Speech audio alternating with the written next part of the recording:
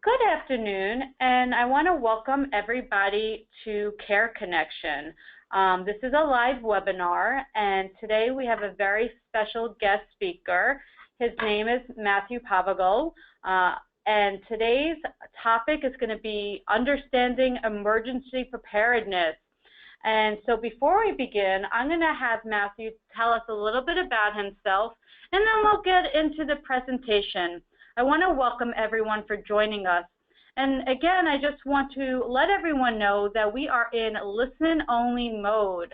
And on the right-hand side, you will see in your GoToWebinar control panel a space to type in your questions. In addition, we have included 4 handouts for you guys to download. And so after I would like to introduce Matthew, and he'll now introduce himself. Thank you. So good afternoon, everybody. My name is Matthew Pavogel, and I work for New York Management. My role in the office, I am a Ready New York Outreach Coordinator. So my role specifically, I go into. I'm also involved in fairs, people with disabilities, providing emergency preparedness for them. Specifically, our office actually went through a lawsuit after Hurricane Sandy, so we've been trying to upgrade plans, trying to look at how we can assist people with disabilities more so. We were doing it before Hurricane Sandy, but we want to add additional items to the city. We have been looking at shelters throughout the buildings throughout the city. Also, transportation, evacuated, communication, how people with certain disabilities would communicate, especially people who are blind and people who are deaf, how they would receive information. So these are things that we're looking at. Specifically, the Ready New York emergency preparedness presentations, they talk about different areas. So it's more about making a plan, about gathering supplies and being informed, which I'll talk about in a little bit. So our first slide is New York City Emergency Management, the mission. So our mission in the office itself specifically, we are, so for all of our plans, and we plan for all New Yorkers in the city, we have one plan specifically. So we don't segregate plans for all New Yorkers and then people with disabilities. So we actually have plans that integrate people who have Alzheimer's, people with disabilities, all New Yorkers in general. So it's one plan specifically. When coordinating with other city agencies, we work with the police department, the fire department, any other agency that would be working in an emergency. And what we do with that emergency specifically, we have CICs. Those are individuals that go into the community. They're there at the scene of an emergency. So they will work with those other agencies, and the emergency is being run smoothly. If it's not, then they'll provide services. Most recently in the city specifically, there was on 23rd Street in the city an explosion near an organization for the blind. So with that example, we actually worked with the Red Cross and provided, if people needed counseling, we would refer them to Red Cross. If they need any other services, we would help. So that's an example of how we coordinate with other organizations. We also provide outreach, like I mentioned before, Ready New York. We actually provide presentations to the community about how to be prepared. My role, again, is to present to organizations that have disabilities and access and functional needs. Our office, we have an acronym we use. We try to stay away from acronyms, but it's called DAFN, Disability and Functional Needs. So we speak to that community and we provide them with information about how to be prepared. The community was saying that they were not prepared enough, they didn't have enough education, so we've been trying to do additional outreach to people with disabilities, but also how to be prepared. So that goes into about outreach. We also disseminate information, so if there's an emergency before, we'll have information through our website, through 311, which is a way through the city specifically how to access government information. That could be different other cities and states, but for the city, if it's a non-emergency, then 311 would be where people would call. 911 again is obviously for emergency information, but 311 is for government information. So we disseminate information through that, and also through other channels like social media, Facebook and Twitter. And we tell people if a shelter is going to open, these are the services that we're providing. This is where you should go. And then after an emergency, that if someone needs recovery assistance or any other resources, we'll provide that. We work with other organizations. Next slide. Prepare yourself. Understand hazards. So this slide talks about preparing for hazards. Specifically, there are hazards, obviously weather hazards and also man-made hazards. So our office prepares people for any emergency, being small emergencies like falls in the household, to larger emergencies. It goes back to, there's two categories: weather emergencies, and that can be anything from a blizzard to a hurricane to winter weather. Also could be a tornado, an earthquake. Emergencies, there's certain things you'd want to take into account. Some emergencies you may evacuate, you may have to leave your household. For certain other emergencies, you may have to stay where you are. So those are things to consider for weather emergencies. Same for man-made emergencies too. That could be an explosion, could be an active shooter, which has been happening a large amount, that seems recently. That could be any type of terrorist attack. Those are more man-made emergencies. So the city has a website called Plan Now NYC for active shooter and terrorist events. It gives information about what to do for the general public, people who have disabilities. I recently gave a presentation to an organization that had questions about active shooters. So these are things that we are trying to tell people specifically what they should be doing so they are prepared when there is an emergency. And this goes back also to caregivers having an idea. If there is a certain emergency, how are you going to be prepared to help those that you're assisting? Personal emergency preparedness. So for preparedness, the Ready New York program specifically talks about three key things, and that's making a plan, it's about being informed, and it's about making a plan, gathering supplies, and being informed. So those are the three key things for preparing oneself for an emergency. Again, I've talked specifically about New York City, but again, this can be catered to a state or a municipality that you're living in. But the supplies that we have, specifically when we provide presentations, we have one of the documents that I provided is the My Emergency Plan. So this is a workbook you can fill out information. It's important to have a support network. If you are a caregiver, obviously, providing information to the booklet that's here. It's actually as a PDF where you can fill it out. And we actually provide booklets through the community, but it's an attachment here for this webinar. The actual plan allows you to write works, thinking about, if you are a caregiver, how am I going to assist my loved one, my friend?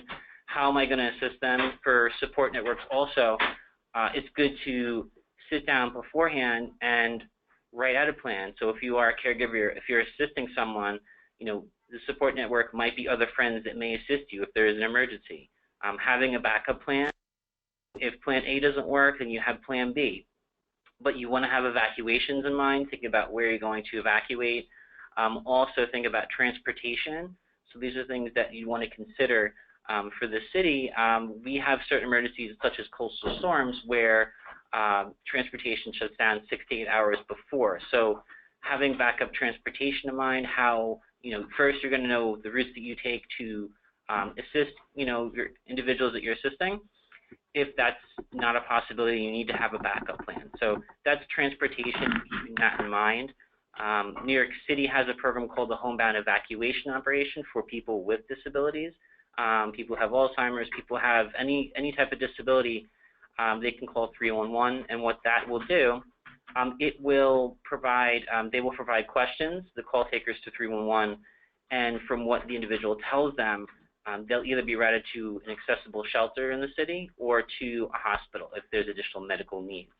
So that's keeping transportation in mind. Again, you're going to know the routes that you take, before an emergency and also during an emergency, and whatever that backup plan is going to be, you need to keep that in mind also.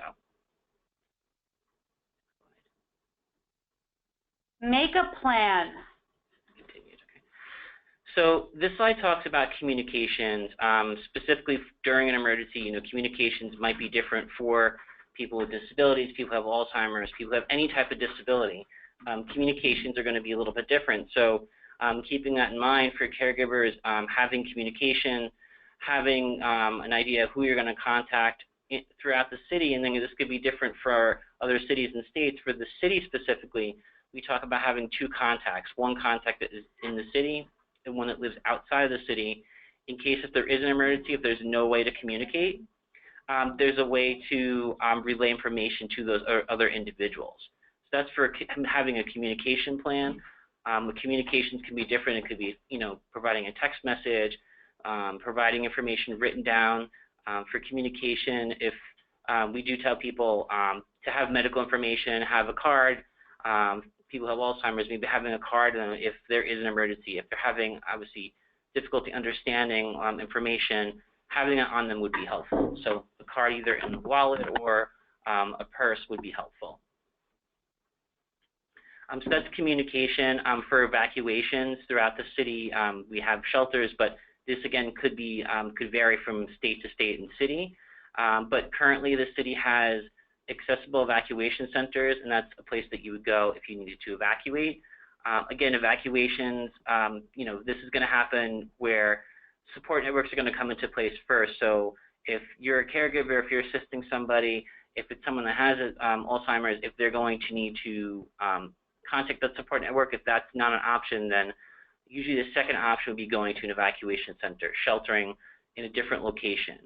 So for coastal storms, for actual hurricanes, the city has, through June till November, we are in hurricane season. Again, this could be varying for different cities and states, but New York City, from June to November, it's hurricane season. So our office specifically, we provide additional information about hurricanes, what should be done, what steps should be taken during that time. But evacuation specifically, we have accessible evacuation centers, and they provide additional equipment to people who have disabilities. So someone who has difficulty understanding information, we have communication cards. We have people that would, possibly could write down information, pen and paper.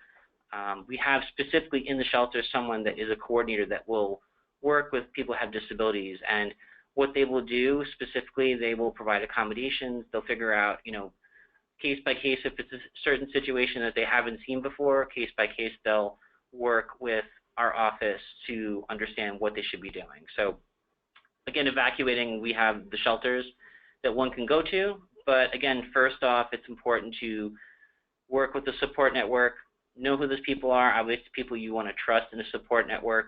But again, if those people are not, if you can't contact them, and this goes back to communication, having a meeting place also.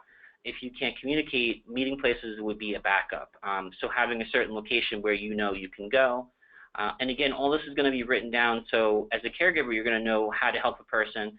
But say if you're not with that individual, hopefully maybe they can understand what they should be doing. This is more writing everything down, having copies of it in multiple locations. So that's taking extra steps for communication. Again, evacuating, listening to the news. Yourself as a caregiver, calling 911 is the first thing, obviously, if you feel someone is in danger. And for certain emergencies, we do have a program called Know Your Zone, which I'll talk about in a little bit. But hurricanes, that's, we have a certain, time from June to November, and that's, where we try to provide additional information. But in the shelters specifically, they have additional medical equipment, such as wheelchairs and canes and crutches, and even refrigerators for medication. So these are things we've added to our shelters throughout the city. Yeah.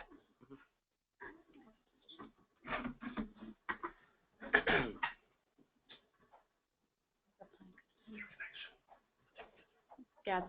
This slide is gather supplies. So for emergencies, it's really important to gather supplies. For the city, we talk about having a go bag, but again, this can vary from cities and states. Again, go bags are a backpack or a small bag that has wheels that you can take in an actual emergency. So a go bag, it's pretty self-explanatory. It's saying go, so you're go bag. And you want to have supplies for about 2 to 3 days. General supplies that we usually tell people to provide will be water, snacks that are not going to go bad. Also a first aid kit, flashlight with batteries. Also having toiletries, so you can stay comfortable for however long you're in the shelter. Our shelters, again, they are there to provide safety, and the whole thing we say that shelters, they're not a lifeboat. They are a lifeboat. They're not a cruise. So they're going to be there to provide safety, but they're not going to be that comfortable. Gathering supplies, having the supplies, so if you do have to go to a shelter or to your support network, those are things you'd want to have. Again, additional supplies if someone has a disability, if they have difficulty communicating, having communication, having a communication board. For myself, because I have a vision disability, having an extra cane or sunglasses, and also for myself, I have a service animal, having supplies for my service animal, so it could be extra toys and food and treats. So for households, we always say have a go bag for everybody, because a go bag is going to be personalized. Some people may have additional needs more than others, so they're going to have certain items that they may have different from other individuals. So that's a go bag. The My Emergency Supply Kit, that's a kit that you can actually put together in your household. Like I mentioned before, there's emergencies where you would evacuate, and then emergencies where you would shelter in place. So sheltering in place it's really a fancy word for staying where you are. And that's for that actual plan, you'd want to have a gallon of water per person per day, so it's actual additional water. So if you needed to take a bath or needed drinking water, possibly even filling your bathtub with water, that might be an option. Having canned food and a manual can opener, those are things that would help also, because if there's no electricity, that's going to be an issue. To have the emergency supply kit. To go back a little bit to the go bag, some things that I did not mention, also you want to have certain IDs, if Medicare card, Social Security, a marriage certificate, a passport, I think would be helpful in an emergency, having copies of them, because originals, you don't want to have an original. If you lose that, you'd be in trouble, so having a copy would be helpful, and also having them in a plastic bag or a container so they stay safe, those certain private documents that you're going to have copies of.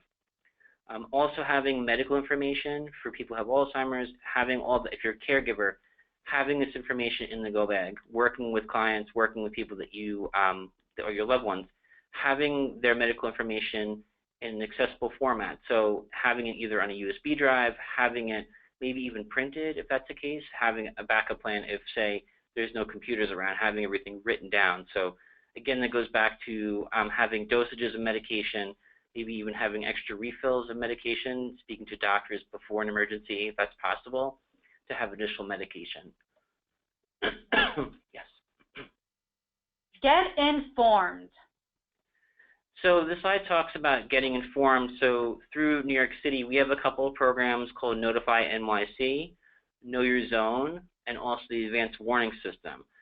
These are programs that are catered towards the city, but again, if you're obviously the city or state, you can use this information.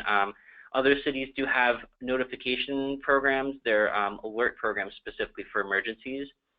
So New York City Emergency Management, we have a program called Notify NYC, and that provides alerts that someone can sign up for. They're free of charge, and you can receive messages either through a text message, a phone call, an email. So if you live in the city, you can actually sign up for up to 5 zip codes. If you're working in one location, if you're living in another location as a caregiver, if you're assisting somebody, these are things you can sign up for, and they are helpful. It's small emergencies from road being closed to large emergencies such as a hurricane or heat wave. That these emergencies are coming. This is what you should be prepared for. So it provides tips about what to do if there is a hurricane or a heat wave. Those are things that the city provides. The Advanced Warning System, that actually is a program for organizations.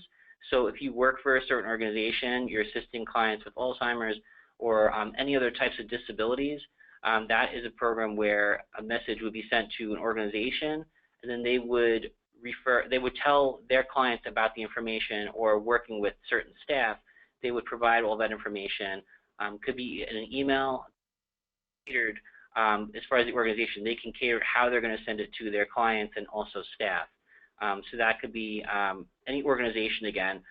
That's more for organizations. Notify NYC is more for individuals. So the My Emergency Plan, one of the documents that was provided to you, talks about Notify NYC. It's more for individual preparedness, same for the go bag and also an emergency supply kit, such as the information before having a support network and contacts to reach out to. Those are all things that are there for individual preparedness. One thing I forgot to talk about also, in the emergency plan there is a section for special considerations, and that's for people who might be using additional medical equipment, life-sustaining equipment, LSE, and that's something that if someone's using the sleep apnea machine, if someone's using oxygen, these are ways through a utility company, someone can contact them and they would be put on a registry saying, I use life-sustaining equipment. And for the city, one of the utility companies actually would contact their individuals, and if they cannot reach them, they would then be referred to the police department. So these are additional things that our office does, and that's kind of goes back to the advanced warning system working with clients. The last thing, as far as programs, there's Know Your Zone. That's for coastal storm season. So the city is broken up into evacuation zones, 1 through 6, and more of the lower lying evacuation zones. If the city says that people should evacuate because of a coastal storm, they would know that they live in those certain zones by calling 311 or going to our website, nyc.gov/emergency management. Those zones would be told to an individual by either going to that website again or calling. What an individual can do is put in their address or zip code, and they'll tell them the location and also tell them the actual nearest accessible evacuation centers. So that's helpful during a coastal storm. There's also other programs that our office has. So during emergencies, we certain centers. There's a couple of them on the slide. They're the Family Assistance Center. That's for that could be more for if there was an active shooter event or a certain other event where if there's more than 10 people, as far as open that center that provides services, legal services, but also if someone needs a priest or other religious individual, that's something that we provide through that center. There's also community distribution sites, and that's through the Department of Parks. So if there is an emergency, we would open that in a park where individuals could be given water and food and other supplies. The locations that we have. Service centers, specifically, those are for emergencies if there is a building collapse, if there is, it doesn't involve hurricanes, so that's, again, for legal services, housing services, any type of other assistance like the Red Cross, they would be present at a service center during certain emergencies. Yeah, next slide, sorry. So is your presentation done? I guess I'm done with it. So seems a little short. Our presentation seems to is done. Do you have any other things that are not on the slide that you'd like to share? I could talk a little more about the My Emergency Plan again. So yeah. The plan itself is broken into 3 sections. The My Emergency Plan, it's making a plan, gathering supplies, and being informed. So like I talked about through this presentation, if you are a caregiver, having additional backups, having, if you're a caregiver and you cannot provide assistance, what's your backup plan going to be? Is there someone else that you can maybe share information with that can help? That's more having a backup plan. Also, having if your client or loved one, if they are, if they have dialysis, if they're going to dialysis or chemo, or if they have other services they receive, it's great to have, a backup location where they can go for certain services. So that's something else that you think about for emergencies, being prepared specifically. As far as, gathering supplies, I talked about some of the supplies. If you're a caregiver, you would want to think about, loved ones, what they should have in their go bag, what should be in there. If there are things missing, it's something you'd want to look at least twice a year. And also, if that's, if there's certain things that are not batteries that are not working or certain things that are bad, you obviously usually recommend that being twice a year to replace items, to look at items, see if your plan is up to date, if everything is in place. These are things you'd want to probably check throughout the year, so when there is an actual emergency, you'll know what to do. Be less stressed for yourself and for everyone. And also for being informed, again, like I mentioned, having an idea of notifications, signing up for Notify NYC if you live in the city, but if you don't, you'd want to speak to your local municipality to see if they have a program that provides alerts as far as emergencies. I can take questions. So we're going to take questions now. That concludes our presentation on emergency preparedness. If anyone has any questions regarding the presentation or general questions about preparing for an emergency, kindly type in your questions on the right-hand side on your GoToWebinar control panel as they come.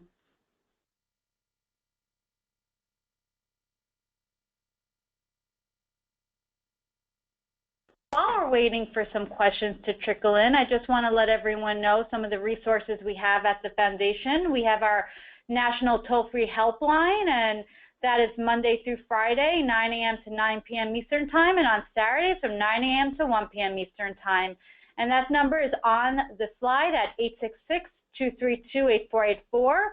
We also have our Dementia Care Professional of America, our training program. Actually, for the month of June, we are offering a discount on our training DVD, and I've included a handout on that information. And so kindly take a look. We also have our 15th anniversary Educating America tour. We'll be traveling throughout the United States, educating people just like you and communities at large. We also have our Excellence in Care, Dementia Care Program of Distinction. If anyone has questions regarding our EIC program, we'd be happy to answer and educate. We also have a numerous of other programs like our National Memory Screening Program. We have our free monthly webinar, which you guys are on today, and we have our quarterly magazine. I have a question for you, Matthew. Is there a good rule of thumb for how much to pack in a go bag? For example, how many days of medication, pet food, etc.? Thank you, Amanda, for that question. So usually we say to have supplies for 2 to 3 days, but medicine specifically, I would say if you can, to have a week's supply of medicine in your go bag. Also having medical information written down for dosages, how much, how often someone takes medicine, because if there is an emergency, if trying to communicate, it might be difficult to communicate. So maybe that is instance you could show information if you're having difficulty communicating. So that's why we tell people to write everything down. I have a coworker where her mother was having issues. She went to the hospital. She was forgetting information. So, she was forgetting what medicine she was taking specifically. So having all that written down, but also having a supply of medicine. To go back to dog food, to pet food, I actually have a service dog myself. So again, for supplies, I would say 2 or 3 days more. You could have more than that, but those supplies you're going to want to have, and also other supplies for pets specifically would be, a crate, an actual a leash, identification. Having all these things with you is really important. The city actually provides pet-friendly shelters, and also if someone has a service animal, we do not separate a service animal from the individual. Thank you for that. Susan asks, is there a registry through different states to register your loved ones in case there is an emergency? So I believe there certain cities and states do have registries. I have heard a little bit about that. The city specifically, we do not have a registry. This is kind of a hot topic for New York City. People with disabilities, liability reasons, liability concerns. They don't want to specify they have a disability. They don't want to let people know. Also, because of the city people moving around a lot in New York City specifically, we're afraid that if be up to date all the time. So that's why the city doesn't have a registry. Cities and states definitely do. For New York City, we do tell people usually to contact the fire department, speak to them. let them know that a loved one has a disability or has certain concerns, and that's the way we go about registries right now. Again, that could change in the future, but right now there is not a registry. But other cities and states, I do believe, have registries. Thank you for that. We have a question from Rachel. If your parent lives in a facility like a nursing home, do you know what the policies are for facilities in case there's an emergency, or is it different from setting to setting? Usually facilities will have an evacuation plan. Again, it could vary from place to place, again, depending on the situation and place, but facilities do have an emergency plan. We do, go out to the community, to certain organizations as far as what to consider, for their clients. Again, it's the facility and who they're serving as far as what the plan's going to be.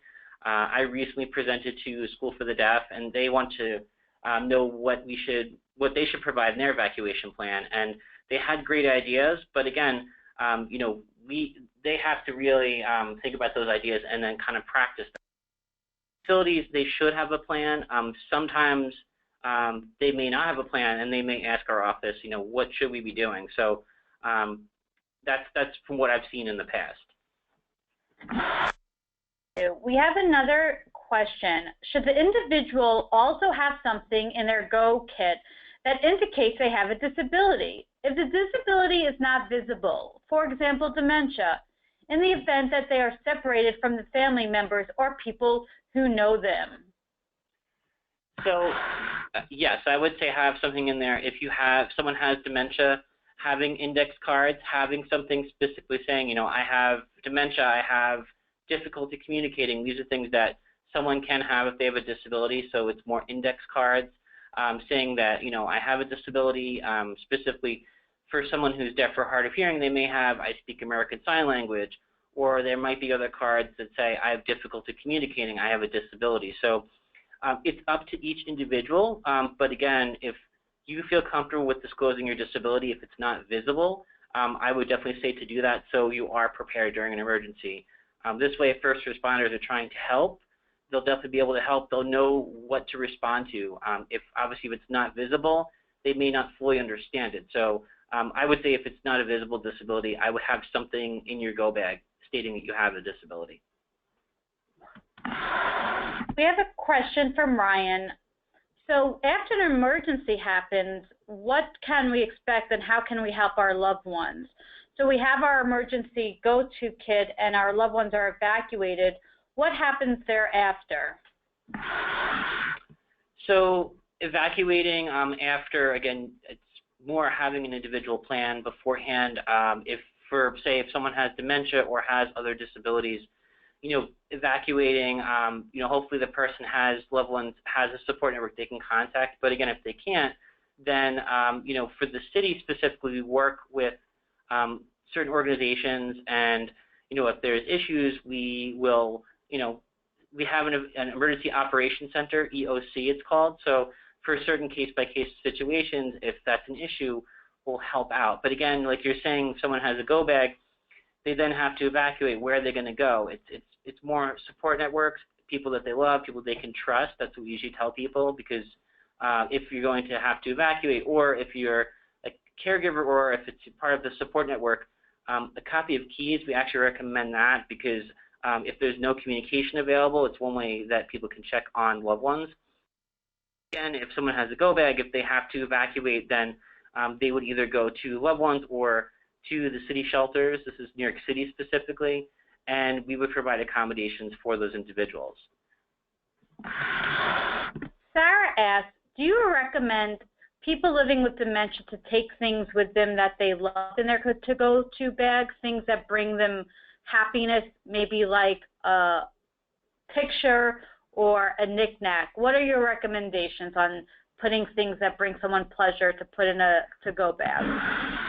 I definitely agree with having something in a go bag, because again, if you're going to be leaving your household, to pass the time, to stay comfortable specifically, having maybe pictures of loved ones or pictures, having maybe a blanket that keeps someone comfortable, having certain communication devices if that's something that's going to help But yeah, knickknacks would be either something that might be a blanket, might be soothing, maybe even having music, headphones, certain things such as that are going to keep someone calm.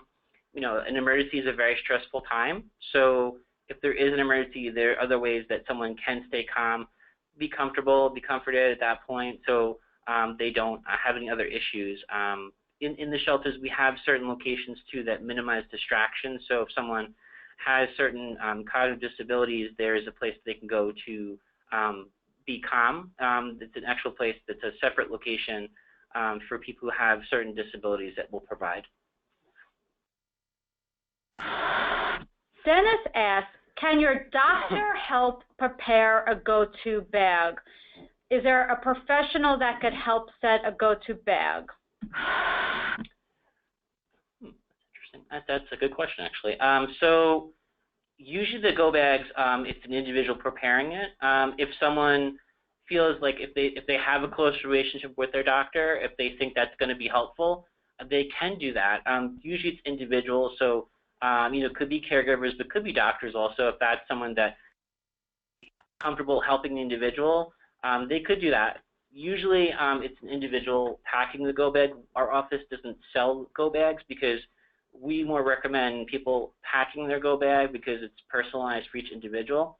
So if someone feels comfortable with their doctor assisting them, that's something that they can do, but usually it's individuals and it's also the family that would help with that. Thank you. So that is the end of our questions. Do you have anything else that you'd like to add before we conclude today's webinar that our participants might find helpful? So again, just having a plan is really important to have throughout the city and throughout wherever you are living. Emergencies can happen at any point, so having these things in place, being prepared, knowing where you can contact individuals, having supplies and also being informed, having all these things in place are going to be helpful when there is an actual emergency.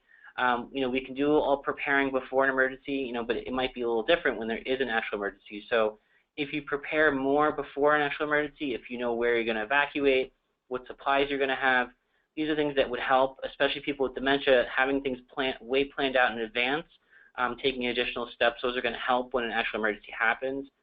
Specifically myself too, I have a disability, so I need to take additional steps. And if I don't, it's going to be more stressful for me and especially my guide dog. So having those things in place are really helpful. Those are things I would stress. And again, people think, emergencies they're never going to happen, but they happen all the time in the city and wherever you're living. They can happen at any point. Okay, well, I want to thank everyone for joining us today, taking out time and learning something new. I know I certainly learned some great new things today. I want to welcome everyone back to next month's Care Connection. That will be in July. And again, I encourage everyone to continue listening to the Care Connection webinars. I hope everyone has a great week. Please come back next time. Have a good day, everyone. Thank you.